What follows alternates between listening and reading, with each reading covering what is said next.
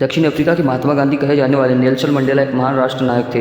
इन्होंने दक्षिण अफ्रीका की सामाजिक, सांस्कृतिक और राजनीतिक परिवर्तनों की भागदौड़ अपने हाथों में ली थी। नेल्सन मंडेला की बायोग्राफी बहुत ही प्रेरणादायक है। राजतंत्र, उपनिवेशवाद और लोकतंत्र के संधिकाल वाली सदी में अपने देश का परचम थामे इस राजनेता ने विश्व इतिहास की इबारत अपने हाथों से लिखी। दक्षिण अफ्रीका की सरकार ने मानव सभ्यता के इतिहास में चमड़ी के रंग और नस्ल के आधार पर मानव द्वारा मानव पर अत्याचार करने की कानून बना रखी थी। वो दुनिया की एकमात्र ऐसी सरकार थी जिसने जातीय पृथक्करण एवं रंगभेद पर आधारित कानून बना रखी थी। नेल्सन मंडेला ने खून का घूंट पीकर, ड्राइवर दरबान और मृत्यु के रूप में निर्वासित जीवन जीकर, जेल में क्रूर यातनाएं सहकर भी दक्षिण अफ्रीका को 20वीं सदी के अंतिम मोड़ पर आजाद करवा ही दिया। अब आइए हम लोग जानते हैं इनकी अर्ली लाइफ के बारे में। दक्षिण अफ्रीका में सदियों से चल रहे रंगभेद का विरोध करने वाले महान जननायक नेल्सन मंडेला का जन्म 18 जुलाई सन 1918। इनके पिता गडेरा हेनरी मेओजो कस्बे के जनजातीय सरदार थे। हेनरी की तीसरी पत्नी नेकफ्यू नोस्केनी की कोख से ही मंडेला का जन्म हुआ। नेल्सन मंडेला हेनरी के 13वीं संतानों में से तीसरे थे। स्थानीय भाषा में सरदार की बेटी को मंडेला कहते हैं, जिससे उन्हें अपना उपनाम मिला। मंडेला के पिता उन्हें रोयला नाम से पुकारते थे, जिसका अर्थ उपद्रवी होता है। नेल्सन मंडेला ने स्कूली शिक्षा मेथोडिस्ट मिशनरी स्कूल से ली।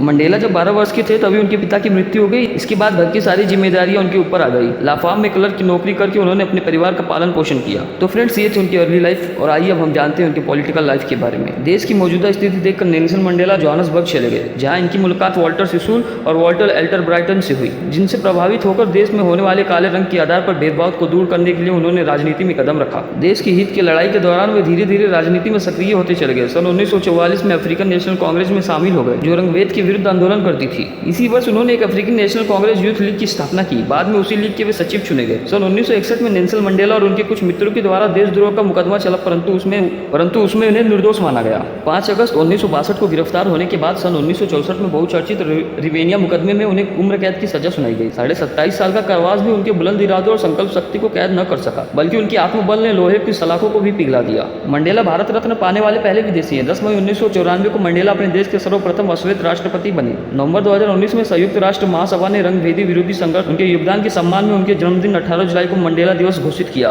दक्षिण अफ्रीका के प्रथम अश्वेत राष्ट्रपति नेल्सन मंडेला की मृत्यु 5 दिसंबर 2013 को फेफड़े में संक्रमण होने के कारण हॉटन जोहान्सबर्ग में स्थित अपने घर पर हुई। उनकी मृत्यु की घोषणा सर्वप्रथम राष्ट्रपति जेकब जुमा ने की। नेल्सन मंडेला को लोकतंत्र के प्रथम संस्थापक, राष्ट्रीय मुक्तिदाता और उद्धारकर्ता के रूप में देखा जाता था। दक्षिण अफ्रीका के लोग महात्मा गांधी की तरह उन्हें भी राष्ट्रपिता का दर्जा देते हैं। 2004 में जोहान्सबर्ग में स्थित सैंडल स्क्वायर शॉपिंग सेंटर में मंडेला की मूर्ति स्थापित की गई। उसके बाद सेंटर का नाम बदलकर नेल्सन मंडेला स्क्वायर रख दिया गया। 67 साल तक मंडेला रंगभेद के आंदोलन से जुड़े होने के उपलक्ष्य में लोगों से दिन के 24 घंटे में से 67 मिनट तक दूसरों की मदद करने का आग्रह किया गया। सन 1993 में दक्षिण अफ्रीका के पूर्व राष्ट्रपति फ्रेडरिक विलियम डी डार्क क्लार्क के साथ उन्हें भी संयुक्त रूप से नोबेल शांति पुरस्कार से सम्मानित किया गया। नेल्सन मंडेला को विश्व के विभिन्न देशों और संस्थाओं द्वारा भी कई पुरस्कारों से सम्मानित किया गया, जैसे सन 1990 में भारत रत्न, 23 जुलाई 2008 को गांधी शांति पुरस्कार, निशान Pakistan, order of Lenin, president medal of freedom आदि। फ्रेंड्स, उम्मीद है कि ये वीडियो आपको अच्छी लगी होगी और ऐसे ही वीडियोस के लिए लाइक, सब्सक्राइब और शेयर जरूर करें।